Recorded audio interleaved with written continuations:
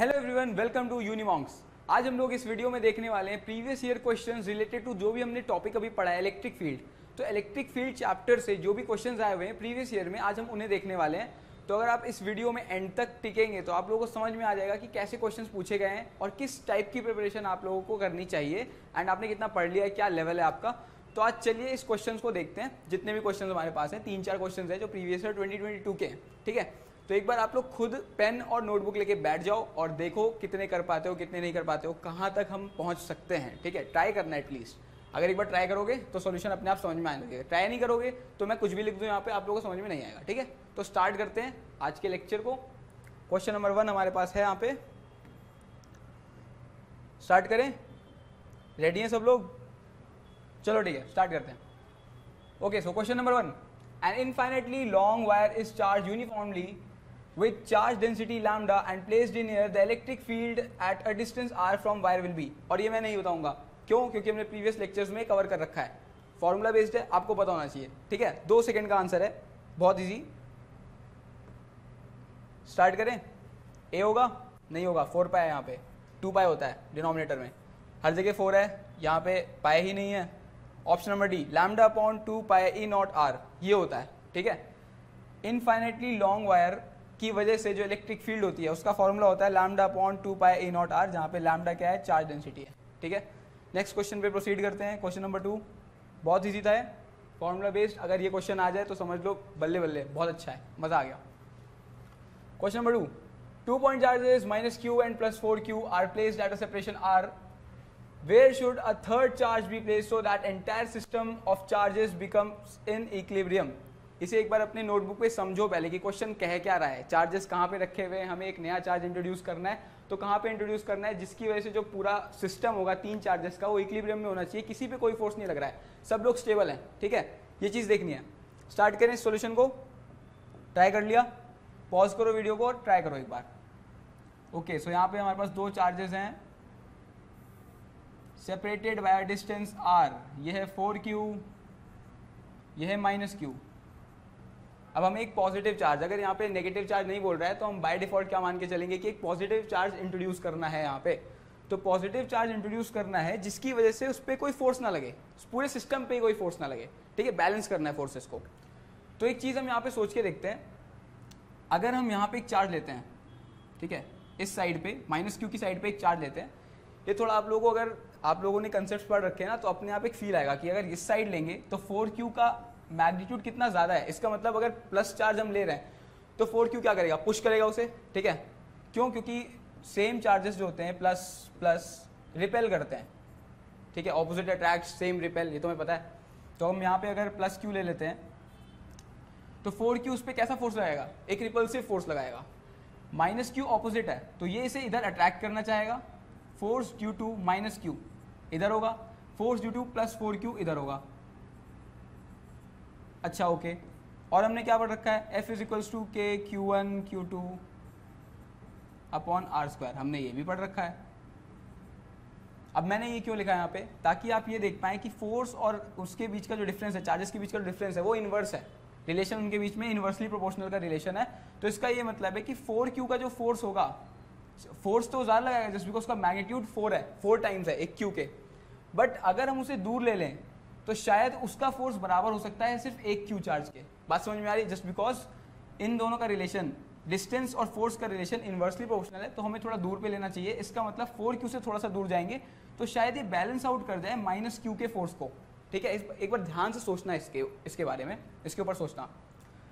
तो बस वही कर रहे हैं हम, यहाँ पे एक चार्ज ले लिया +q, 4q का फोर्स इधर लगेगा लेफ्ट साइड में एंड -q से अट्रैक्ट करेगा इस प्लस चार्ज को अपनी राइट साइड में, ठीक है। अब दोनों ही फोर्सेस को हम लोग बैलेंस कर देंगे, बहुत सिंपल है। बैलेंस करना स्टार्ट करते हैं, इक्वेशन लिखते हैं फोर्स की। Okay, so force due to this charge and this charge, यही लिख रहे हैं। इस चार्ज के ऊपर इन दोनों चार्जेस की वजह से जो भी फोर्स लग रहा है वो इक्वल होना चाहिए, तभी तो स्टेबल रहेगा। बात समझ में आ रही है? एक F1 फोर्स है, एक F2 फोर्स है, F1 = F2, तो वो स्टेबल है, कहीं मूव नहीं कर रहा है, सिंपल वही काम कर रहे हैं हम। So force due to +4q = force due to -q। अब यहाँ पे वैल्यूज पुट कर देते हैं. सो के क्यू 4Q अपॉन, अब 4Q यहाँ से कितनी डिस्टेंस पे है, लेट्स से ये डिस्टेंस x ले लेते हैं, हमें नहीं पता डिस्टेंस ही तो हमें निकालनी है. क्या बोल रहे हैं यहाँ पे क्वेश्चन में, where should a third charge, where का मतलब डिस्टेंस निकालनी है. तो लेट्स से -q से x डिस्टेंस पे हमने एक q चार्ज इमेजिन कर लिया है.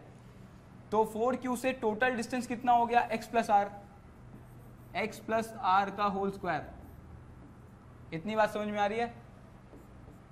ओके, सो के क्यू मतलब इसके ऊपर फोर्स लग रहा है, और दूसरा क्यू कौन सा लेंगे, माइनस वाला.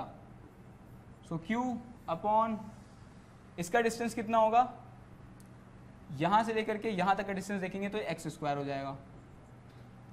सॉल्व करना है, बहुत सिंपल है. क्यू कैंसिल हो गया, के कैंसिल हो गया, ठीक है. क्या हो जाएगा ये, X plus R whole square. इधर ध्यान रखना, बहुत इजी है क्वेश्चन, आराम से हो जाएगा, ध्यान से देखना है बस हमें, और कुछ नहीं करना. Is equals to 4x square. सही है, इसे सॉल्व कर लेंगे. ब्रैकेट खोल दो, X square plus R square plus 2xr is equals to 4x square. Quadratic equation बन गई हमारे पास. क्या क्वाड्रेटिक इक्वेशन आएगी, ये एक्स स्क्वायर इधर जाके सब्ट्रैक्ट हो जाएगा, बाकी सब नेगेटिव हो जाएगा. 3x square minus 2rx plus R square is equals to 0. Sorry, minus are square, सब नेगेटिव हो रहा है ना. Minus are square equals to 0. Verify कर लें एक बार. ओके, सो एक्स स्क्वायर इधर गया, 3x square minus are square minus 2xr. इसे सॉल्व करना है बस हमें, और कुछ नहीं करना. क्वाड्रेटिक फॉर्मूला लगा देंगे, कौन सा, minus B plus minus under root B square minus 4ac upon 2a. इससे x की वैल्यूज आ जाती हैं, ठीक है. पता होगा इतना तो, जिन्होंने मैथ्स ले रखी है उनको तो पता होगा. ओके, सो माइनस बी, इसका मतलब 2 plus minus under root 4r square minus of 4ac. तो 4 इंटू ए और C, so it will be 3r square, और ये प्लस हो जाएगा, माइनस आर स्क्वायर और माइनस माइनस प्लस हो जाएगा. बहुत आराम से सॉल्व करना है, कहीं भी मिस्टेक हुई तो आंसर गलत आ जाएगा. Upon 2a, so it will be equal to 6. इसका क्या मतलब है, 2 plus minus under root 4r square plus ये 12r स्क्वायर हो जाएगा, तो 16r स्क्वायर. 16 का रूट लेंगे तो 4r बाहर आ जाएगा. समझ में आ रहा है ना, मैंने 2-3 स्टेप्स एक साथ कंबाइन कर दिए बस. ये टोटल 16r स्क्वायर बन रहा था, रूट है तो 4r हो जाएगा अपॉन 6. एंड यहाँ पे r भी मिसिंग है, ठीक है, b ये पूरा हुआ. Now it will be equal to 6r upon 6. अब हम माइनस क्यों नहीं ले रहे हैं, अगर 2r माइनस 4r कर देंगे तो माइनस 2r बाई 6 आ जाएगा. तो क्या डिस्टेंस कभी नेगेटिव आ सकता है, नहीं आ सकता, ठीक है. तो इसका क्या मतलब है, 6x is equals to r. इसका मतलब इक्वल डिस्टेंस पे जितना हमारा r है उतना ही x भी होगा. सो अगर ये r है, ये डिस्टेंस r है, तो हम प्लस q कहाँ रखेंगे, उतने ही डिस्टेंस पे, x इक्वल टू r. ये हमें सॉल्व करके पता लग चुका है. अब यहाँ पे ऑप्शंस देख लेते हैं. At a separation r from minus q on the extreme side of minus q. So option A is the correct option. बाकी ऑप्शंस भी आपको पढ़ने हैं तो देख लो. Separation r from 4q, r/2 from minus q, r/4 from 4q. तो बाकी सारे ऑप्शंस गलत हैं. Option number A is the correct option. इसको मैं रेड से मार्क कर देता हूँ. Option A is the correct option. अगर आपको समझ में नहीं आया है तो क्या करना है, एक बार इसे करके देखो, और जब ना हो तो वीडियो को पॉज करो और आराम से यहाँ पे आके देखो, समझो, ठीक है. नेक्स्ट क्वेश्चन पे प्रोसीड करते हैं. बिना करे आप लोगों को नहीं आएगा, बहुत सिंपल है. Okay, so question number 3, the variation of electric field with respect to distance from centre of a charge conducting spherical shell of radius r is given by. Last lecture में हम लोगों ने किया था, ये भी मैं नहीं बताऊंगा, ठीक है. देखो आप लोग खुद से एक बार याद करके देखो क्या होता है. Electric field is equals to kq by r square. दो कंडीशन दी.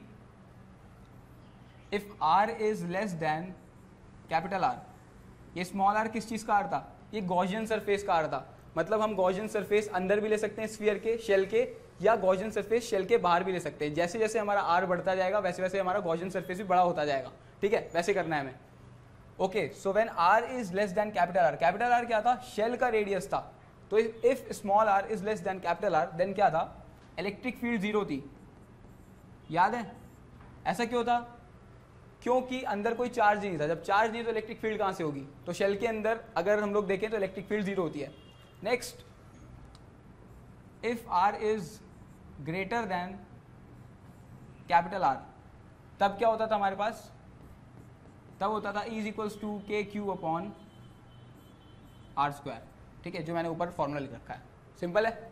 अब इसी के ऊपर यहाँ पे हमें ग्राफ बताना है। ग्राफ कैसे देखेंगे, सबसे पहले तो आर से अगर कम है तो इलेक्ट्रिक फील्ड कितनी है, जीरो है। यहाँ पे देखो, ये रहा हमारे पास कैपिटल आर, आर से कम पे क्या यहाँ पे जीरो इलेक्ट्रिक फील्ड नहीं है, इनमें से कहाँ पर है, सबसे ईजी हो गया आइडेंटिफाई करना, ऑप्शन नंबर बी करेक्ट है। कैपिटल आर से छोटा जैसे ही हमारा रेडियस है इलेक्ट्रिक फील्ड हो गई जीरो। और हम कैसे देख सकते हैं, ये जो हाइपरबोला बना रखा है, ठीक है, ये इक्वेशन है, E is inversely proportional to 1 upon are square.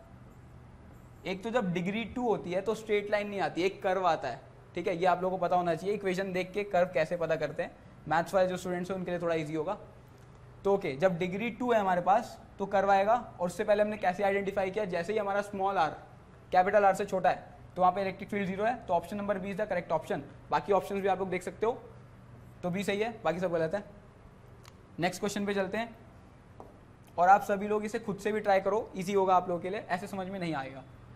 Question number 4, a conducting sphere is charged if the electric field at a distance 20 centimetre from the center of the sphere is 1.2 into 10 to power 3 Newton per coulomb and points radially inwards, the net charge on the sphere is। अब यहाँ पे question में एक trick है, 4 option है, elimination भी खेल सकते हैं हम लोग। यहाँ पे कैसे करना है, एक कीवर्ड पकड़ना है यहाँ पे, इनवर्ड्स। अगर इलेक्ट्रिक फील्ड इनवर्ड्स है इसका मतलब क्या है, चार्ज पॉजिटिव है या नेगेटिव है। ये रहा पॉजिटिव चार्ज, पॉजिटिव चार्ज से फील्ड लाइंस कहाँ जाती है, अंदर की तरफ या बाहर की तरफ, बाहर की तरफ जाती हैं, ठीक है। नेगेटिव चार्ज में क्या होता है, फील्ड लाइंस अंदर की तरफ आती हैं, सभी को पता है ये। अब कुछ समझ में आया, कौन से 2 ऑप्शन एलिमिनेट हो गए, इनवर्ट्स का मतलब नेगेटिव चार्ज है, तो ये तो हो ही नहीं सकता, ये भी नहीं हो सकता। अब इन दोनों को हमें कैलकुलेट करना है, करके देखते हैं। आप लोग वीडियो को पॉज करो और एक बार ट्राई करो इसे।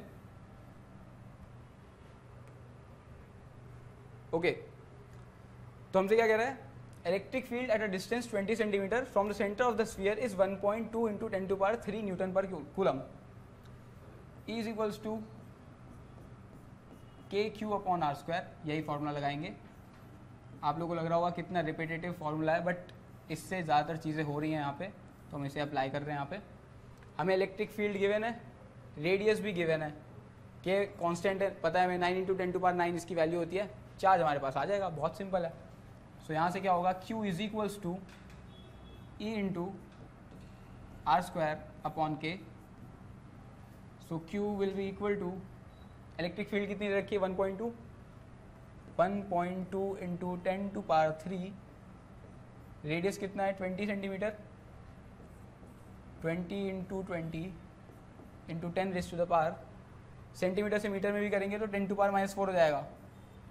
बात समझ में आ रही है, यूनिट्स का ध्यान रखना है, SI यूनिट में सब कुछ करना है। और 9 इंटू 10 टू पावर 9,